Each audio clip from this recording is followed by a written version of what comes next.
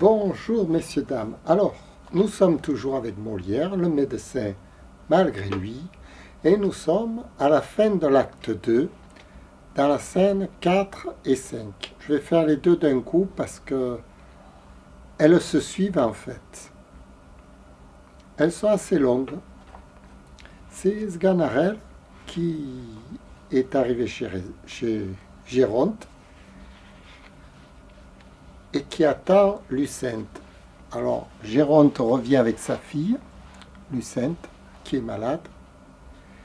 Et Géronte, avant de rentrer, il dit Voici ma fille. Et Sganarelle, il répond Est-ce là la malade? Oui, je n'ai qu'elle de fille, et j'aurais tous les regrets du monde si elle venait à mourir. Qu'elle s'en garde bien, il ne faut pas qu'elle meure sans ordonnance du médecin. Alors, un siège. Sganarelle assis entre Géronte et Lucinde.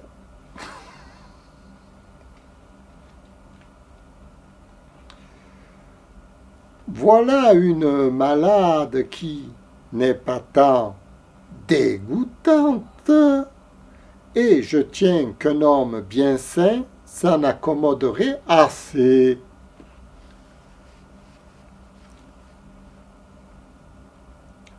Vous la fait rire, monsieur.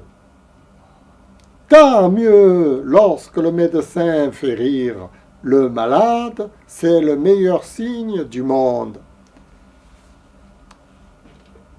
Eh bien, de quoi est-il question?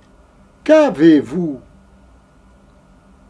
Quel est le mal que vous sentez? Lucinde répond par signe en portant sa main à sa bouche, à sa tête et sous son menton. Ah, i, oh, ah.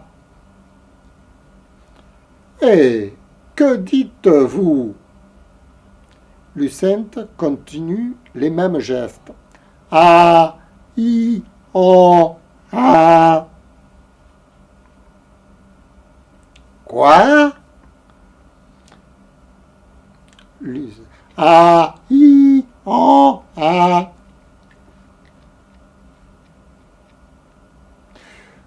Sganarelle, la contrefaisant. Ah, i, oh, ah. Je ne vous entends point. Quel diable de langage est-ce là? Géronte. Monsieur, c'est là sa maladie. Elle est devenue muette tant que jusqu'ici on n'en ait pu savoir la cause.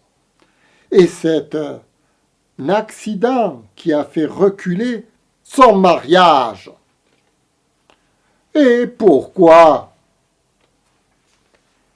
Celui qu'elle doit épouser veut attendre sa guérison pour conclure les choses. Et qui est-ce, ce sot-là, qui ne veut pas que sa femme soit muette?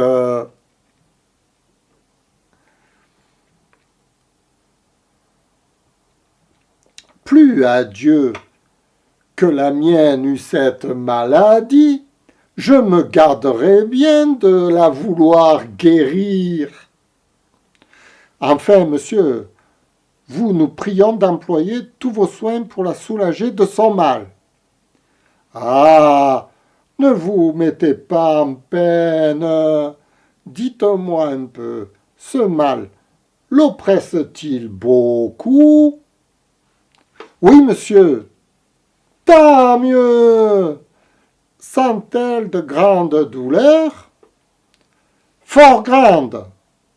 C'est fort bien fait. Va-t-elle où vous savez? Oui, copieusement.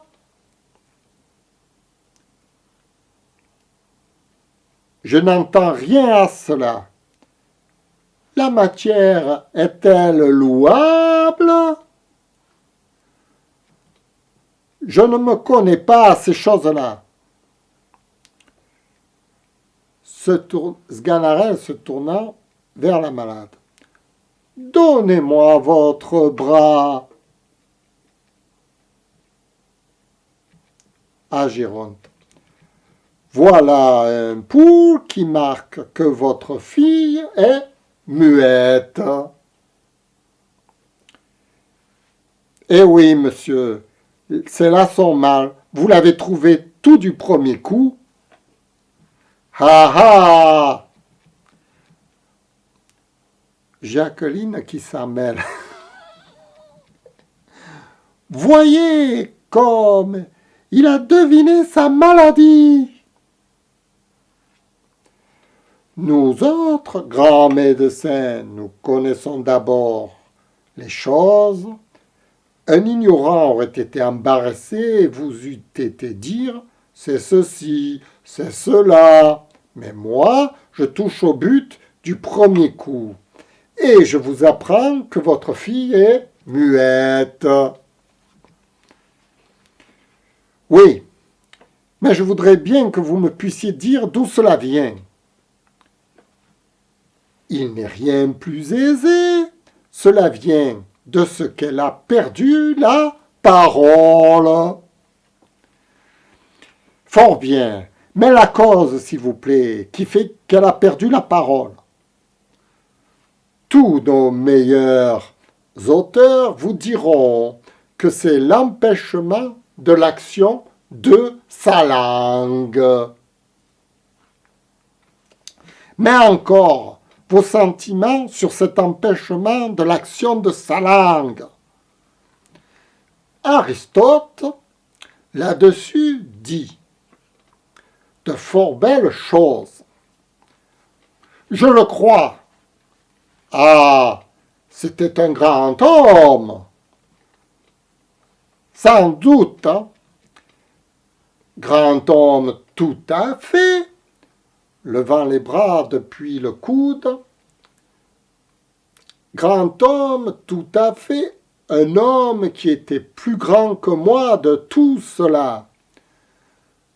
Pour revenir donc à notre raisonnement, je tiens que cet empêchement de l'action de sa langue est causé par de certaines humeurs qu'entre nous autres savants, nous appelons humeur pécante. Pécante, c'est-à-dire humeur pécante, d'autant que les vapeurs formées par les exhalations des influences qui s'élèvent dans la région des maladies venant, pour ainsi dire, à, entendez-vous le latin?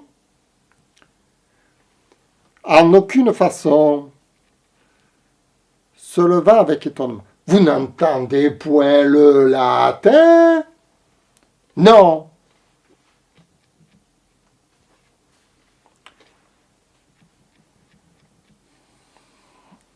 Sganarelle se leva, faisant diverses postures.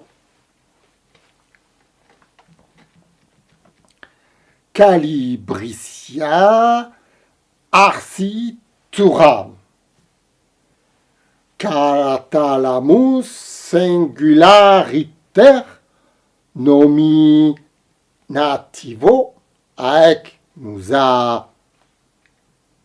La muse. Bonus. Bona. Bonum. Deus sanctus est oratio latinas. Etiamui. Croire. Pourquoi? Quia substantivo et adjectivum concorda in generi numerum et casus. Ah, je n'ai rien, n'ai-je étudié. L'habilhomme que voilà, c'est Jacqueline qui commente. L'habilhomme que voilà. Lucas. Oui, ça est si bio que je n'y entends que goutte. Scanarelle.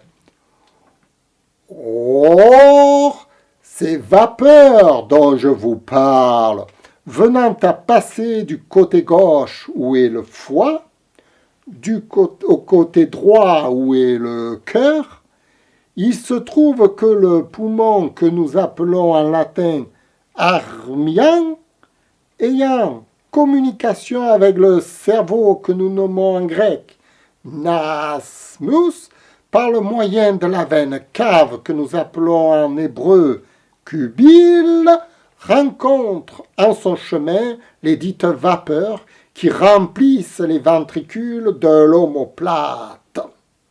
Et parce que les dites vapeurs, comprenez-vous bien ce raisonnement, je vous prie, et parce que les dites vapeurs ont une certaine malignité, écoutez bien ceci, je vous conjure, oui, ont une certaine malignité qui est causée, soyez attentifs s'il vous plaît, je le suis, qui est causée par l'âcreté des humeurs engendrées par la concavité du diaphragme qui arrive que ces vapeurs, o sabandus, nekeis neker potarinum, kipsamilus, voilà justement ce qui fait que votre fille est muette.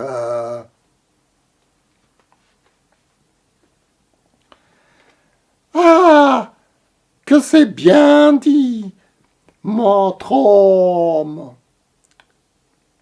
Lucas.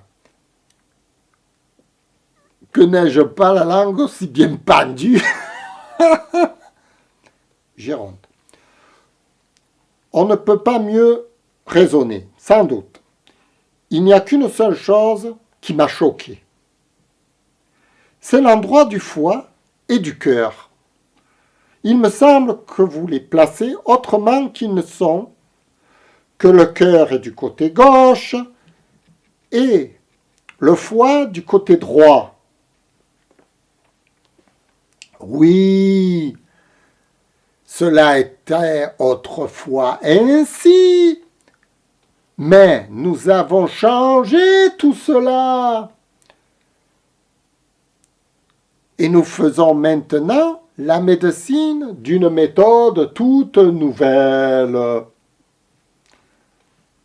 C'est que je ne le savais pas et je vous demande pardon de mon ignorance. Il n'y a point de mal, et vous n'êtes pas obligé d'être aussi habile que nous. Assurément.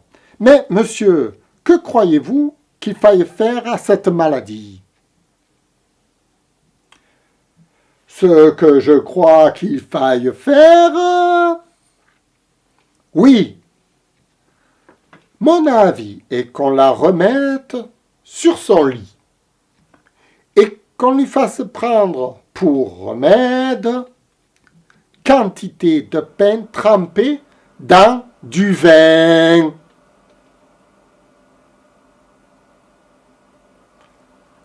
Pourquoi cela, monsieur?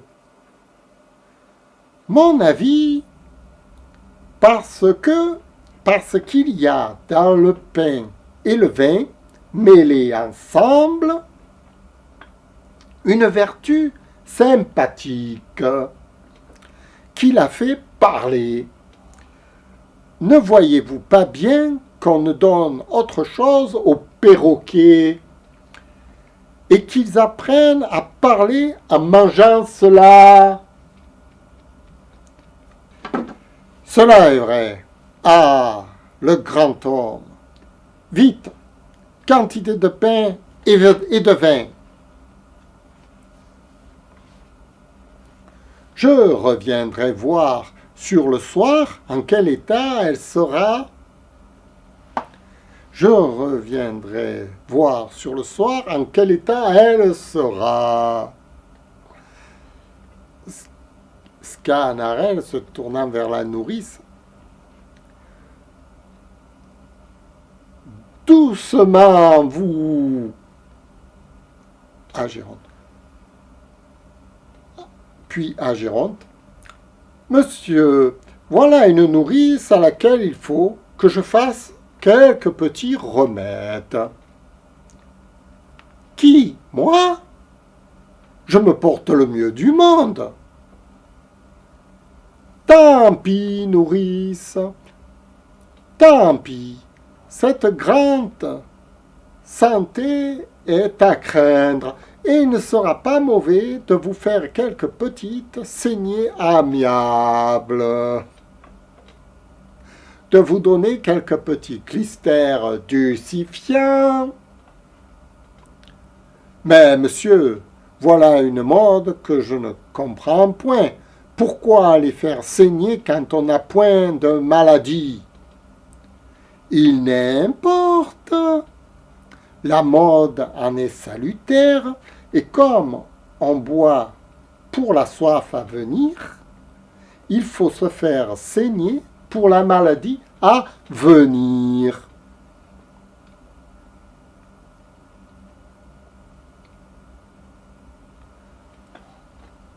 Jacqueline en se retira.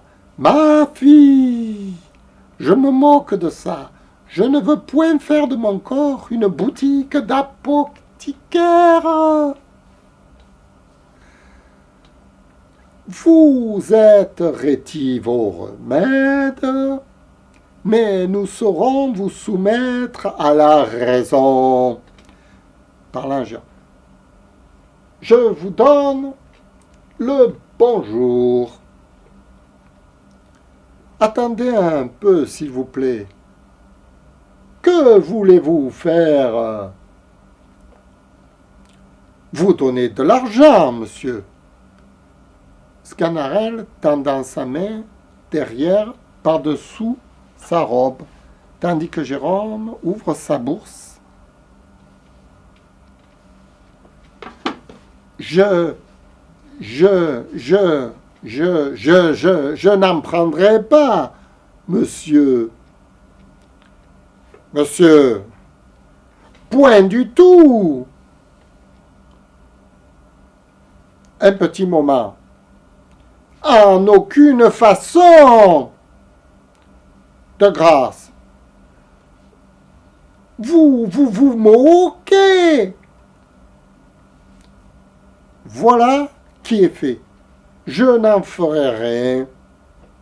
Et ce n'est pas l'argent qui me fait agir. Je le crois. Après avoir pris l'argent, cela est-il de poids? Oui, monsieur. Je ne suis pas un médecin mercenaire. Je le sais bien. L'intérêt ne me gouverne point. Je n'ai pas cette pensée. Fin de scène 4. Et scène 5 qui suit tout de suite avec Sganarelle et Léandre. Léandre, c'est l'amoureux de Lucente qui voudrait se marier, mais que le père rejette pour un autre prétendant. Donc, Léandre, il attrape Sganarelle quand il s'en va de chez Géronte. Et Sganarelle, en sortant, il regarde son argent. Ma foi, cela ne va pas mal. Et pourvu que... Puis tout d'un coup, il rencontre Léandre. Monsieur, il y a longtemps que je vous attends, et je viens implorer votre assistance. Sganarelle lui prenant le poignet. voilà un pouls qui est fort mauvais. Je ne suis point malade, monsieur, ce n'est pas pour cela que je viens à vous. Si vous n'êtes pas malade, que diable, ne le dites-vous donc. Non, pour vous dire la chose en 2 mots. Je m'appelle Léandre, je suis amoureux de Lucinde, que vous venez de visiter, et comme, par la mauvaise humeur de son père, toutes sortes d'accès m'est fermé auprès d'elle, je me hasarde à vous prier de vouloir servir mon amour, de me donner lieu d'exécuter un stratagème que j'ai trouvé pour lui pouvoir dire 2 mots, d'où dépendent absolument mon bonheur et ma vie. Sganarelle paraissait en colère. Pour qui me prenez-vous? Comment osez vous adresser à moi pour vous servir dans votre amour et vouloir ravaler la dignité de médecin et des emplois de cette nature? Monsieur, ne faites point de bruit. Sganarelle en le faisant reculer. J'en veux faire. Moi, vous êtes un impertinent. Et monsieur, doucement, un mal avisé. De grâce, je vous apprendrai que je ne suis point homme à cela et que c'est une insolence extrême. Léandre tirant une bourse qu'il lui donne. Monsieur, Sganarelle tenant la bourse. De vouloir m'employer. Je ne parle pas de vous, car vous êtes honnête homme. Je ne serais ravi de vous rendre service.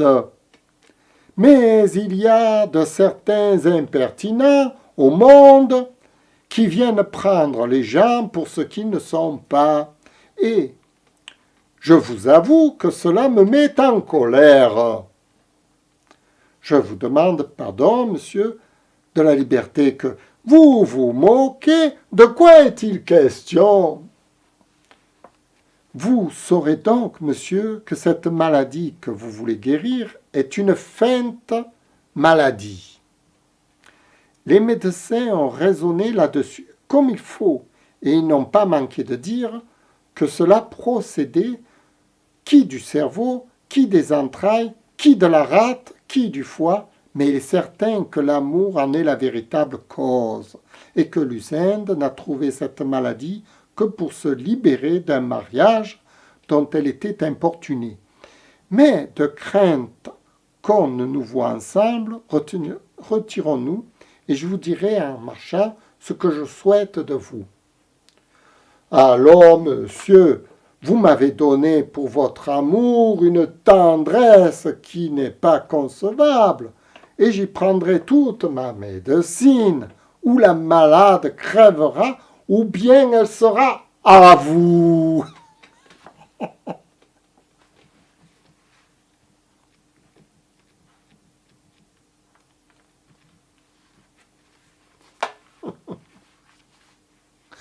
Voilà.